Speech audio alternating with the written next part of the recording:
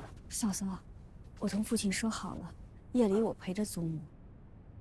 你还有2个孩子，就先回去歇着吧。父亲大人就不来了，母亲大人也不来了。妹妹是有身子的，可别累着了才行啊。就是。啊，大娘子就是只管放心，我们寿安堂里头人手多，哪能真叫姑娘守一夜，保管累不着，就是让老太太心安的。对。既如此，我也不需客气了。若有什么事儿，无论多晚，都只管来叫我。深谢嫂嫂了。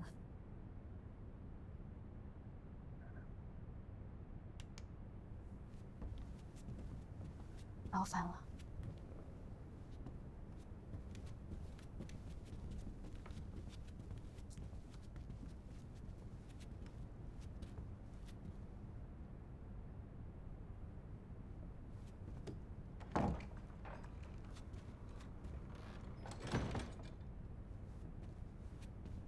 房妈妈。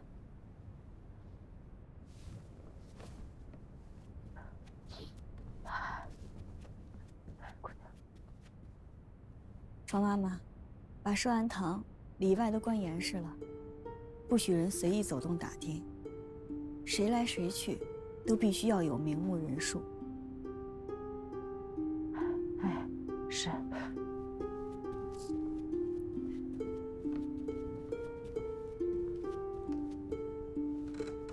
大人，您是沈家将军最信忠的，上次生产一事，也全仰仗您的手段，才保住了张家姐姐。我想，您必是手段好，心里也好。我也不跟您绕弯子了，我就想问您一句实话，您告诉我，我祖母究竟是怎么病倒的？老太太的确病得蹊跷，自下午肚中剧痛，呕吐腹泻，身子时不时抽搐。是，不像是生病，是吗？明见，不像是病，像中毒。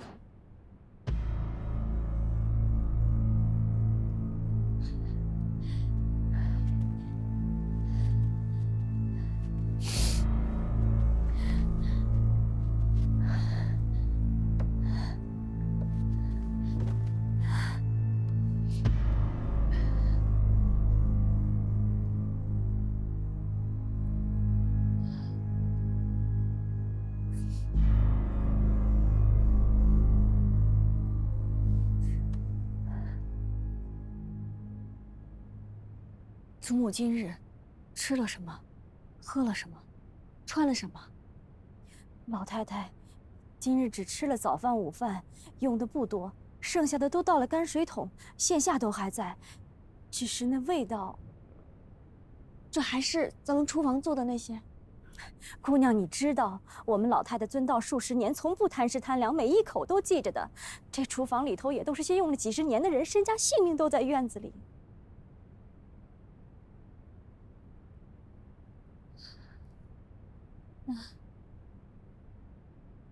那还有没有什么别的突兀的？老太太年纪起来了，忽然喜欢吃甜的。聚芳斋有位经年的师傅做的芙蓉莲子酥精里头一绝，可偏这位师傅年纪也大了，每月只亲动手做2次，老太太每回都叫人等着去买。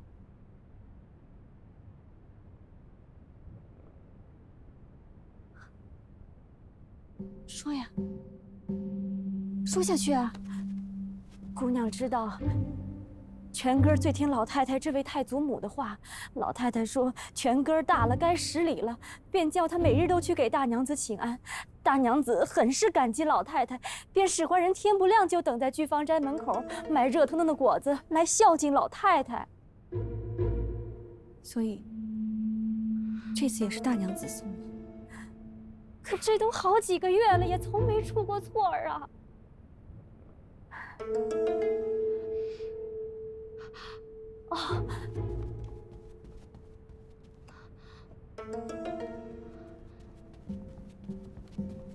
姑娘，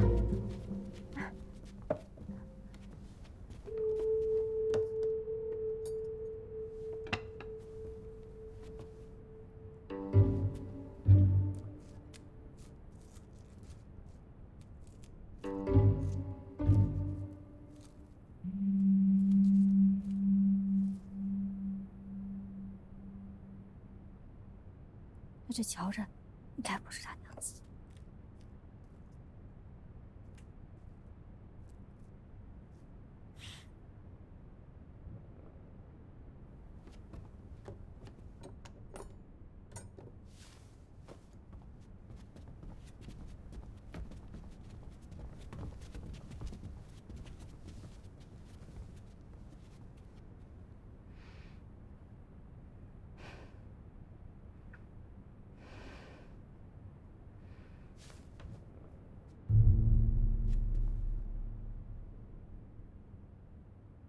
怎么了，大人？大人，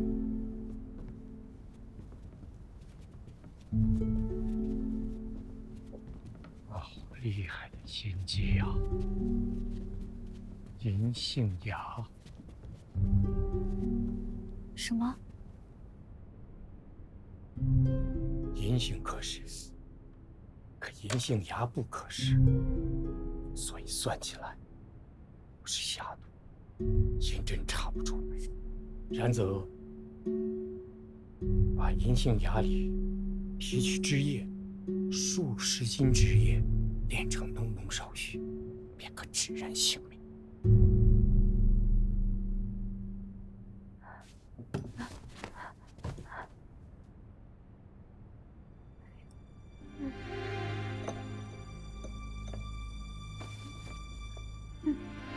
那还有的救吗？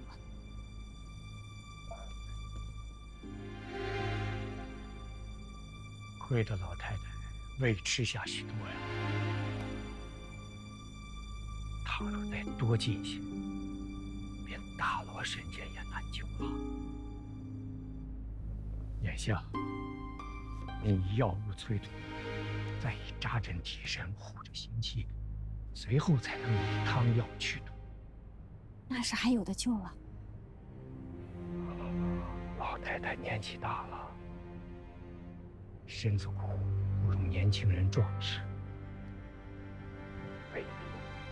未必。姑娘，你可小心自己的身子，老太太可指望你撑着了。夫人不必恐慌，我定全力而为。为安全起见，我先去看看老太太早午吃剩下的东西。我着人陪先生去。生拜大人了。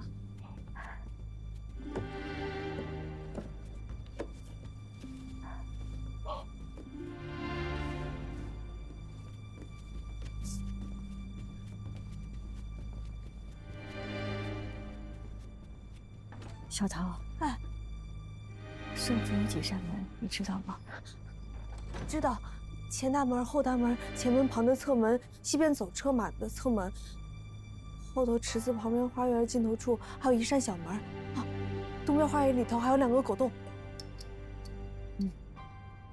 你拿着我这牌，去咱们府里找托二爷一干人，让他们把这院子从里面堵死了，一个人都不许放出去。是。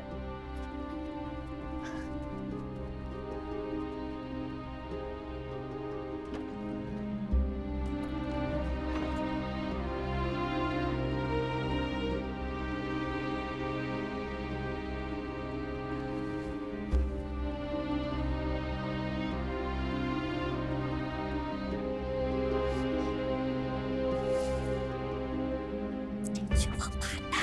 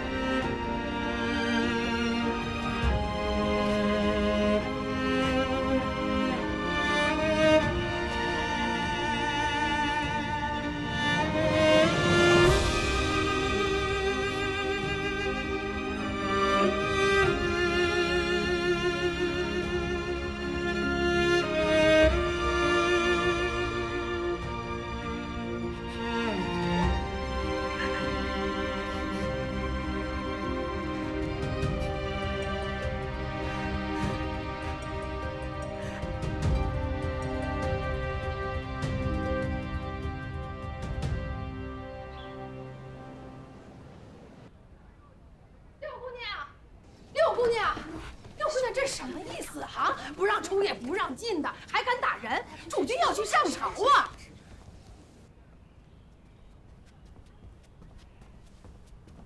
大娘子房里的刘妈妈。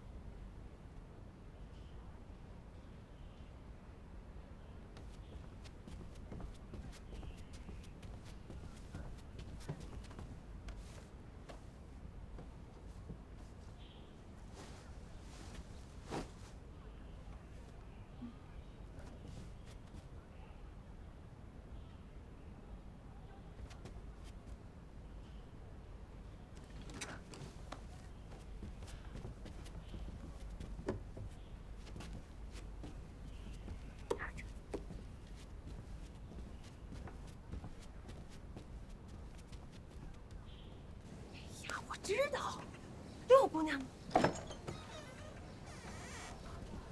六姑娘，昨天夜里我们房子来了好些吓人的歹人，把我们屋子围了。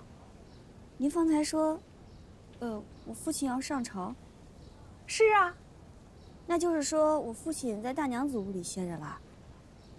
如今啊，主君都在我们大娘子屋子里。我跟您过去。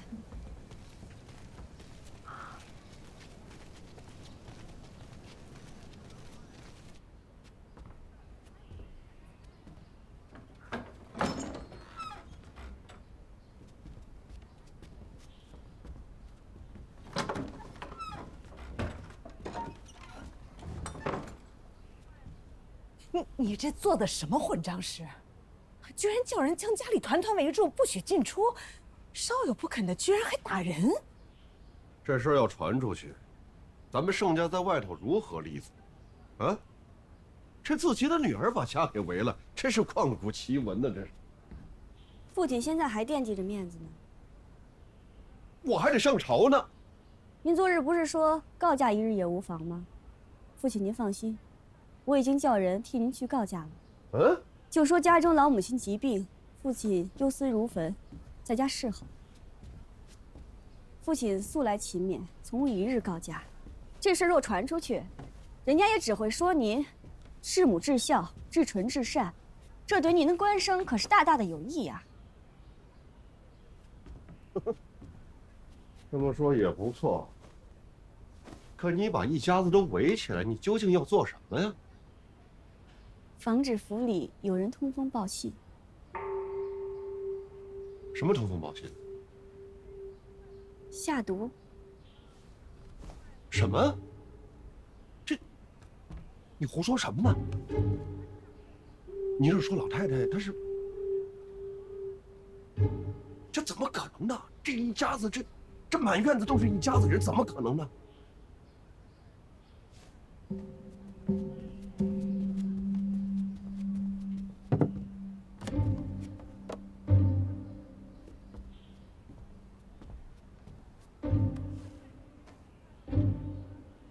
这里有毒，下了砒霜。倒不是砒霜，就说嘛，明明是什么？明明是病了。百果生芽即为有毒，将百果芽汁炼得极浓，注入到这果子里。天可怜见，这果子甜腻，祖母只吃了半块。太医说，若将这几块全都吃下去，如今祖母就在阎王殿里了。阎王殿。最有趣的是，昨日中午，大娘子手下的人去圣安堂讨要剩下的，说大侄儿想要吃，亏了房妈妈觉得祖母实在吃的太少，怕她回头又要吃，便谎称吃完了，这才将这些留了下来。真是好心机，好算计啊！你这么看着我干什么？你为什么也这么看着我？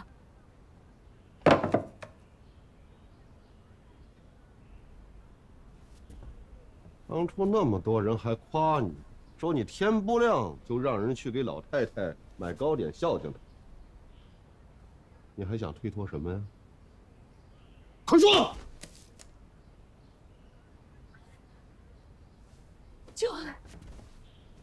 就凭区区几块果子，你们就想定我的罪，没那么容易。胭脂不是老太太身边的奴婢，起了歹心，想算计老太太。你个蠢材！那寿安堂的人跟老太太都几十年了，为什么要下这样的毒手？说不准是老太太面天辛苦，暗地里特待下人怀恨在心呢。也没准是那个什么太医，自己瞧不好病就胡乱诊断，胡乱说一气。那不妨事儿。咱们在京城里头住着，皇城里面讨生活，咱们可以多请几位太医来瞧瞧，这祖母到底是生病了，还是中毒了？武章，这是丑事。你昨天让那个太医来查问此事，现在想来这也是太过鲁莽了。这要是传出去，咱们盛家还有什么脸面呢？你这会儿，你更不能让其他人知道。父亲您放心，这位太医办的事可多了，口风严谨。那这请旁的太医我本没这意思，这不是大娘子信不过如今这位太医吗？你还不认错是吧？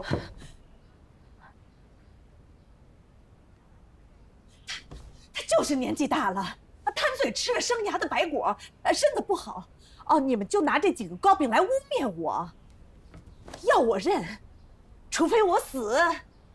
盛红，你们父女俩当我娘家死绝了不成？大娘子，你也用不着寻死觅活的。您若觉得我和父亲说的不公，咱们大可以上公堂，让府尹审一审，这不就成了？嘿，你个死丫头，你不要脸，盛家还要脸呢！我告诉你啊，你要是将此事捅上出去，我打死。倘若父亲真不想让这件事情闹大，那就请好好劝劝大娘子吧。否则，我就一纸状书递到有司衙门去。再不然，父亲，你就将证据和祖母都藏起来，让我告无可告。你敢？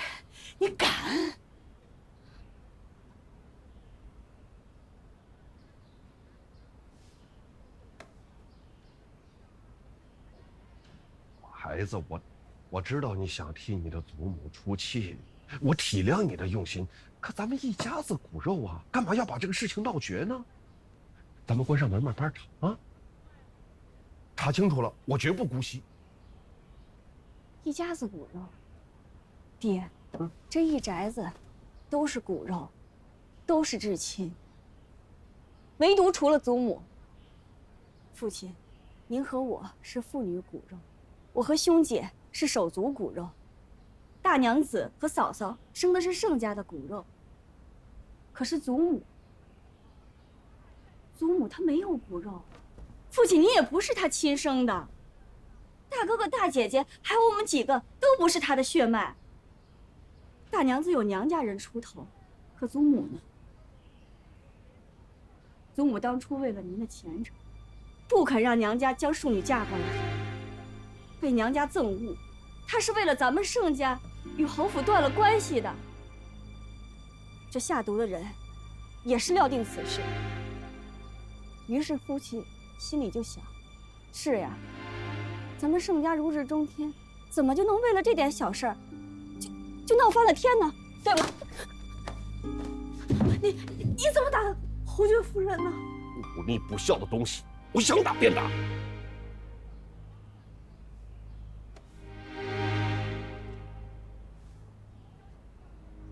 我昨日夜里将咱们这院子里堵得严严实实的，您以为是为了什么？你一意孤行，你可想到后果？嗯？什么后果？还不是你的面子？您就为了您这面子，就跟我小娘的死一样。怎么，您现在又想将这件事儿大事化小，小事化了了？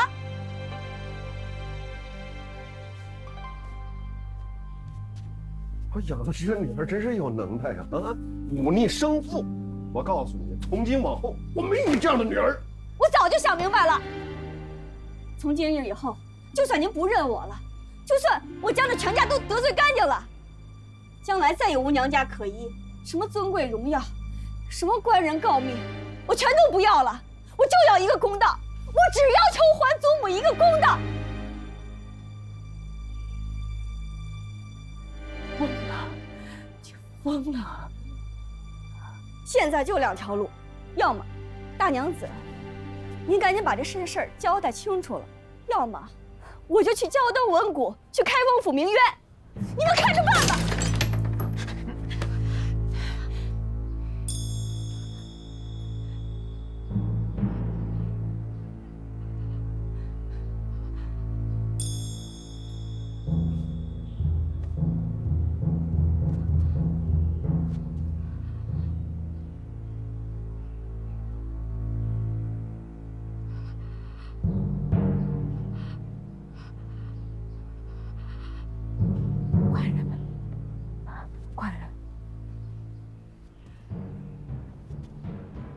到了这段铁地了，也没有别的路。你若还不说出实情，那我就只有一纸休书了。嗯，我大不了得罪了王家，从此不再往来便是。你疯了！你疯了！狂悖！你敢忤逆尊长！您只管去官家面前告我忤逆尊长，除非您能走出去。拿笔墨，我立刻就写休书。官人，王家一直对你很好的，官人，你不能这么对我！我告诉你啊，太医已经有了诊断了，那果子里是下了毒的，那都是你崴的。只这3样，这死丫头已经让你的命都攥在手里了。王家怎么了？王家啊，你谋害婆母，你便是公主，我也得休了。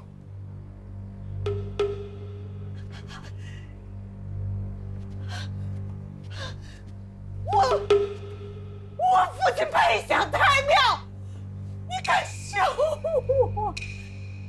大娘子，您别倔了。大娘子，再不说实话，白哥和2个姐儿都得叫连累了。你若有个好歹，2个姐没法在夫家立足的，还有白哥如今的仕途可真好啊！我倒是忘了你刘妈妈了。你是大娘子的心腹，如此要事儿，怎么少得了你？当年老太太吩咐不许康娘子再上门，我这种做奴婢的也觉得极对。我原是王家来的，可今日也要说上一句：大娘子这位大姐姐是越来越不成样子，我也时常劝说别再与她来往。可大娘子她念着姐妹情分，总是不肯听，每每与康娘子说话，还把我打发出去。这么说，刘妈妈您全然不知情了？方才在窗外听着，也猜到7、8分了。姑娘不也是心存疑惑，才一个劲儿的让大娘子自己承认吗？否则，凭着太医的说法和这碟子糕饼，姑娘昨夜就该发作起来，如今该商议如何处罚，而不是来逼口供。满屋子就你一个人明白，我倒是佩服你了。王家把你送过来，也真是用心良苦。刘姑娘，我自小就服侍大娘子，她的性子我是再清楚不过，虽性急了些，可也是个直肠子的。她哪里想得到什么银杏什么止水的阴毒算计人的法子呀？姑娘，你不也正是因为疑惑这一点儿，才一直让大娘子自己说出实情吗？他这话说的也不假。我这个大娘子无论做什么都是明火执仗着来，她哪怕是知道了这银杏芽有毒，她又怎么可能知道这芽汁能提炼成浓汁呢？这得是用心钻研的人。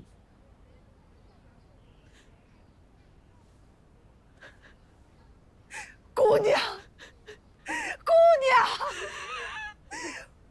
我从小早就跟着你了几10年了，我哪次不是全心帮你护着你啊？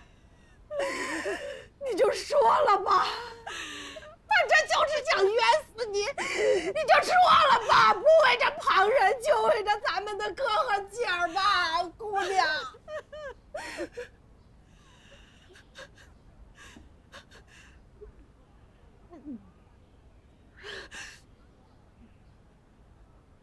就是我那嫡亲大姐姐康娘子，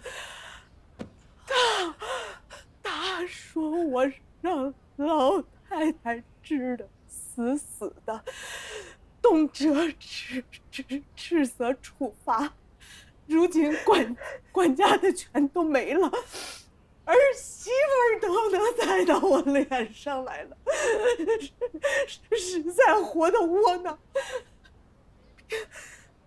偏老太太身子骨硬朗，我不知道要熬到猴年马月，所以你们姐妹俩就合起伙来要毒死老太太啊！我不敢，我真的不敢。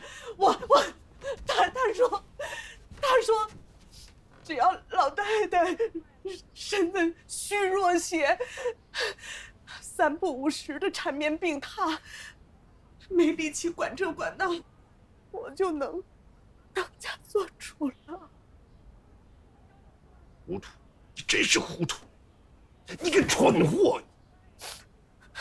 我姐姐说那果子没什么事儿的，昨夜太医不也说病情稳住了吗？我怎么知道？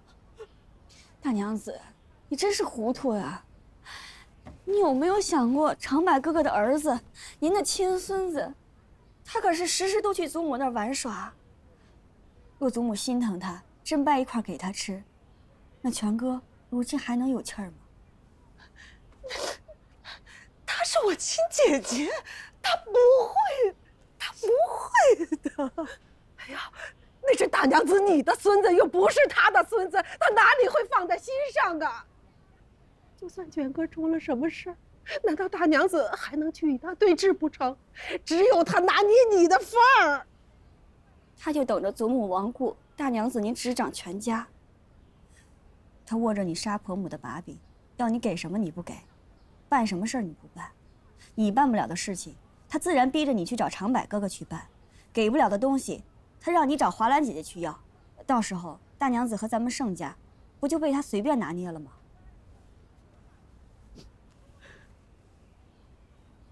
无耻之有！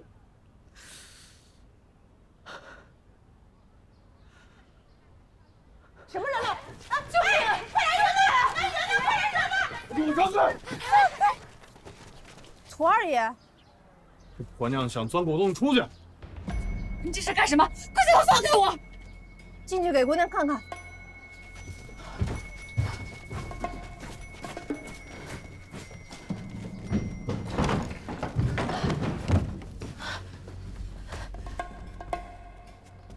出去干什么？你是我姐姐的人。冤枉啊，大娘子，我是家中有急事才想走。有什么急事？我老娘病了，主君，老太太病了您着急，我老娘病了我也急啊。你放屁！你老娘2年前就没了，我还让刘妈妈给了你5两银子做铂金呢。是干娘，干娘也是娘啊，大娘子。你还不说实话？你再不说实话，我就找人来把你打死拖下去算数。我找人，不能外传。我可没那么多闲工夫，祖母要吃第2遍汤药了。既然父亲怕惊扰旁人，涂二爷在。他不肯说实话，请二爷想想法子吧。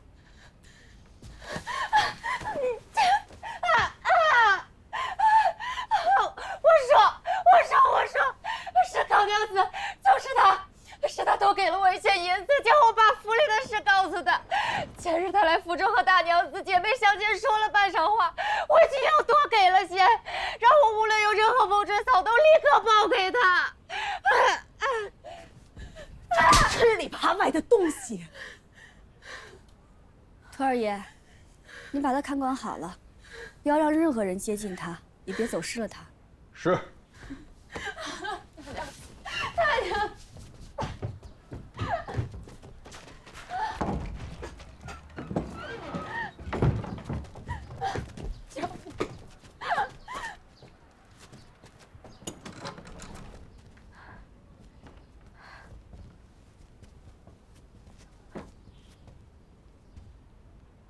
父亲，您现下知道我为何要封府了吧？此事若是昨日在现场发作，那就是自家的内鬼通了外贼了。此事既然是康家的祸事，你就别怪你嫡母了吧？啊？是啊，我真的以为老太太只是病2天。父亲，您想好后面怎么办了吗？后面，那自然是有劳太医多多操心，好好养护老太太。既然父亲您没想过后面的事儿，那我就替您做主了。刘妈妈，这次辛苦你了啊！还好逮住了彩环，没坏了事儿。就烦请您去一趟康家，把姨母请过来。康家这个祸害，还让他来干什么？您就只管做出神色慌张的样子，就说祖母挣扎了一夜，如今终于不行了，大娘子害怕极了，特请姨母过来相助，出出主意，帮把手什么的。这祸事都是他做出来的，他怎么会肯来？他怎么不肯来？他好不容易办了这么件得意的事儿，他能忍住？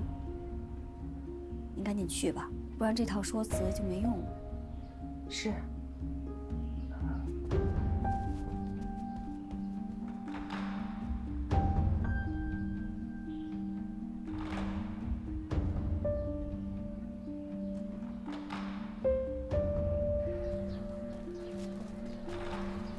现在不能冲着出去。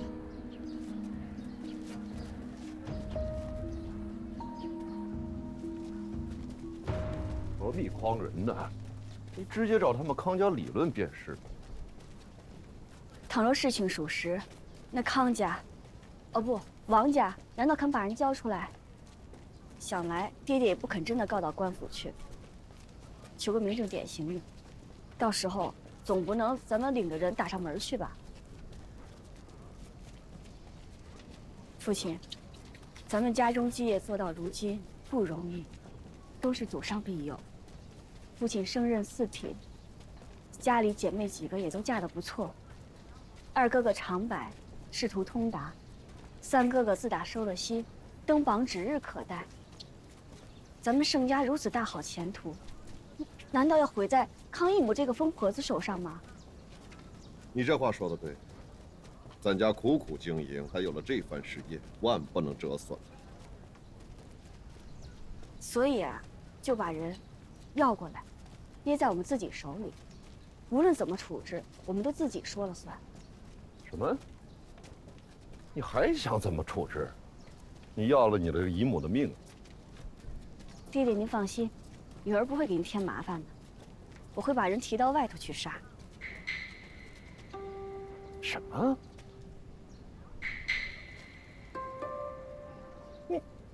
你以前那么乖巧的一个孩子，你怎么现在满口就是打打杀杀的，跟个夜叉一样？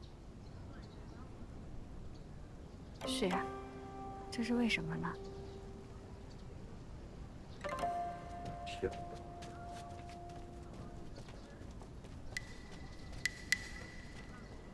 我们真的能为老太太伸冤吗？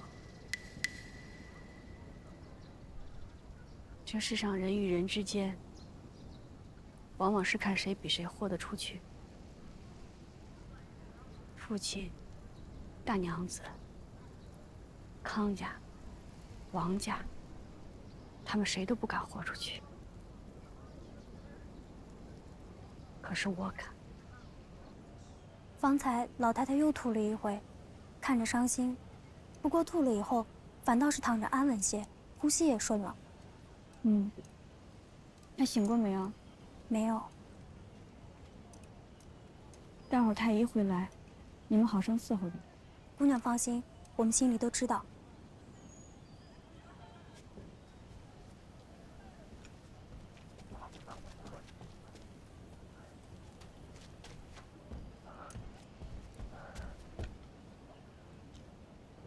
六姑娘，康娘子独个往大娘子屋里去了。你跟她怎么说的？我同她说，我们大娘子有心腹事同她商议，连我也不入房内。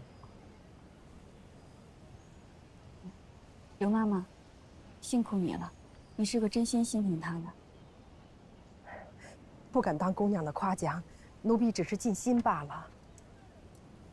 康娘子手下的人已经叫扣住，让正屋的婆子们看着呢。来了不少人吗？你真是料事如神。这次同宫跟来了4个婆子，门房处还有6个小厮。这4个中有2个是王家陪嫁过去的贴身女使，还有2个是他信得过的管事婆子。怎么了？奴婢只是发觉，齐妈妈没有来。她是个要紧的。齐妈妈虽然年纪大了，却始终是康娘子最贴心的。那也就是说，这要紧的没来，没要紧的都来了。这事儿有意思了。刘妈妈，你再帮我去办点事儿吧。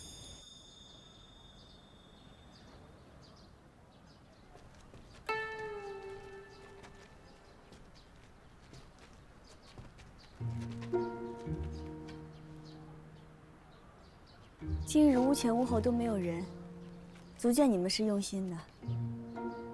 我们都看得牢牢的，方才只有康大娘子进了大娘子的屋，吩咐我们都不许过去。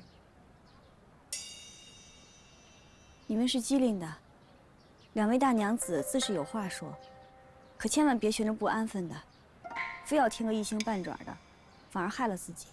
是。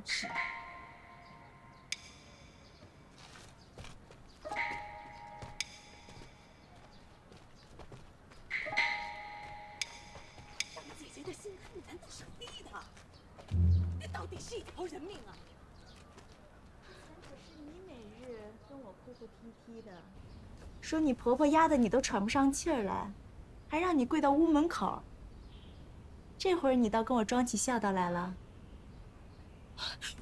我只是想让她病2天而已。你想害死我婆母，还想害我，你好狠的心呐你！嚷嚷什么？嚷嚷什么？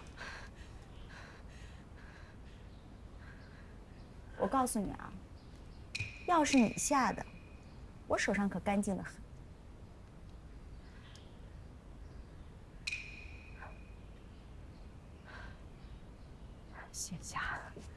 现下谁也跑不掉了。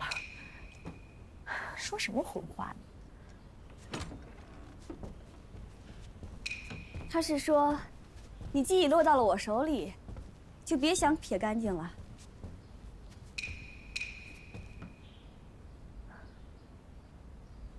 你怎么来了？还不快出去！我跟你嫡母有事商量。姨母好能耐呀！您是怎么知道白果牙枝这事儿的？这孩子胡说什么呢？都把我弄糊涂了。不妨事儿，等下审问了，您就不糊涂了。审问？你还敢审问我？瞧见你这庶女没？她还想审问我。你以为你今天出得了这个门呢？你敢！把人带上来。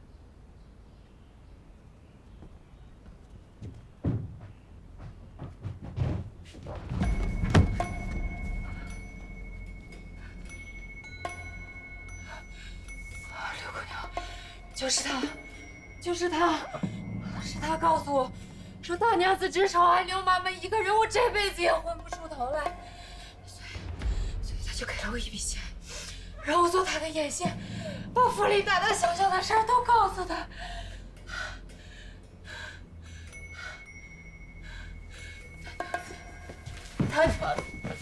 大娘，我就是不甘心，怎么都争不过刘妈妈。朱由蒙了心，我才会答应她。大娘子，你看在我照顾您的份上，你就饶了我吧，大娘。你是个贱人！除了刘妈妈是我陪嫁过来的，这满屋子的人，我对你是最好的。这么吃里扒外，居然糟践我！这个贱人胡说八道，他是在攀灭我。手脚都备好了吗？都备好了。把这位娘子先带下去，好好看管，好好搜身，可千万别让她自己伤了自己。干什么？放开我！我好歹是你嫡亲的大姐姐，你敢让那贱人这么对我？你方才还抵赖说都是我的事儿呢，如今想到姐姐姐妹了，我是关眷，我看你们谁敢动我！这两位妈妈先头都是逆王府出来的，你这样的人户，他们见多了，为什么不敢动你？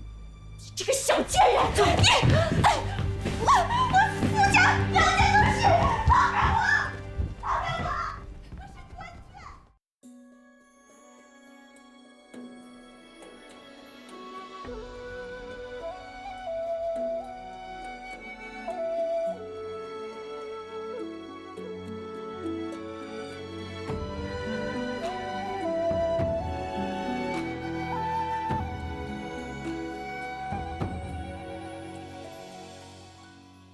一朝花开傍柳，寻香无觅庭后。